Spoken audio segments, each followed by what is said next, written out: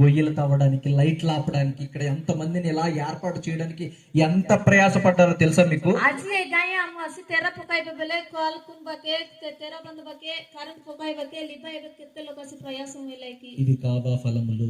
ఎట నొయ్యకి ఫలం బలే చూడండి, తెకాస్ కొటెంబ్రా మొదట్లో నాకు అర్థమయ్యేది కాదు. ఆకిలు ముఖ్య మిస అర్థమైలా నాయ్.